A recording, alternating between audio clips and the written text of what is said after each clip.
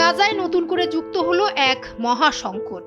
প্রাণঘাতী একটি ভাইরাস ছড়িয়ে পড়েছে পুরো গাজা উপত্যকায়। বিশেষজ্ঞরা বলছে এই ভাইরাস ইনফ্লুয়েঞ্জা বা করোনা ভাইরাসের কোনো একটি ধরন হতে পারে। ভাইরাসে আক্রান্ত হয়ে ইতোমধ্যে কয়েকজনের মৃত্যু হয়েছে বলে জানা গেছে। আন্তর্জাতিক গণমাধ্যম টিআরটি ওয়ার্ল্ড বলছে এই ভাইরাসের সংক্রমণে ইতোমধ্যেই বেশ কয়েকজনের প্রাণহানি ঘটেছে এবং গাজার নাজুক স্বাস্থ্য ব্যবস্থা পুরোপুরি ভেঙে পড়ার উপক্রম হয়েছে। আক্রান্ত রোগীদের মধ্যে দীর্ঘ সময় ধরে তীব্র জ্বর, শরীর ব্যথা, মাথা ব্যথা ও বমির মতো উপসর্গ দেখা দিচ্ছে। অনেক ক্ষেত্রে এই সংক্রমণ দ্রুত নিউমোনিয়ায় রূপ নিচ্ছে। গাজার আল শিফা মেডিকেল কমপ্লেক্সের পরিচালক মোহাম্মদ আবু সালমিয়া এক জরুরি সতর্কবার্তায় জানিয়েছে যে অবরুদ্ধ এই উপত্যকায় একটি বিপজ্জনক শ্বাসযন্ত্রের ভাইরাস দ্রুত ছড়িয়ে পড়ছে। ভাইরাসটি অনেকটা ইনফ্লুয়েঞ্জা বা করোনা ভাইরাসের মতো। এটি সব বয়সের মানুষের মধ্যে ছড়ালেও বিশেষ করে শিশু, বৃদ্ধ এবং দীর্ঘমেয়াদী রোগে আক্রান্তরা সবচেয়ে বেশি ঝুঁকিতে রয়েছেন।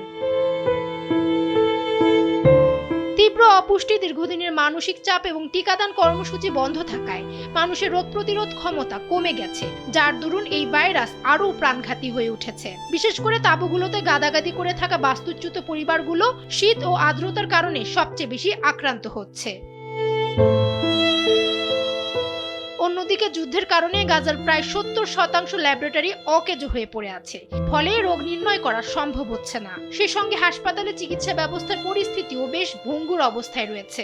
হাসপাতালগুলোতে অ্যান্টিবায়োটিক, ক্যান্সারের ওষুধ এবং কিডনি ডায়ালিসিসের মতো জরুরি চিকিৎসা সরঞ্জামের তীব্র সংকট দেখা দিয়েছে। আবু সালমিয়া অভিযোগ করেছেন যে ইসরায়েল গাজায় প্রয়োজনীয় ওষুধ ও জীবন রক্ষাকারী সরঞ্জাম প্রবেশে বাধা দিচ্ছে। তিনি দাবি করেন যে অত্যাবশ্যকীয় চিকিৎসা সামগ্রী আটকে দেওয়া হলেও বাজারে অনেক অপ্রয়োজনীয় পণ্য ঢুকতে দেওয়া হচ্ছে। আবু সালমিয়া ইসরায়েলের বিরুদ্ধে অভিযোগ তুলে আরও বলেন, তারা পরিকল্পিতভাবে বিশ্ব স্বাস্থ্য সংস্থা ও ইউনিসেফের সুপারিশ করা জরুরি চিকিৎসা সরঞ্জাম প্রবেশে বাধা দিচ্ছে। অবাক করার বিষয় হলো, কোমল পানীয় ও স্ন্যাক্সের মতো কম প্রয়োজনীয় পণ্য ঢুকতে দিলেও জীবন রক্ষাকারী ওষুধ প্রবেশ করতে দেওয়া হচ্ছে না। ফামিহা সুহরাওয়ার্দী, সময়ের আলো।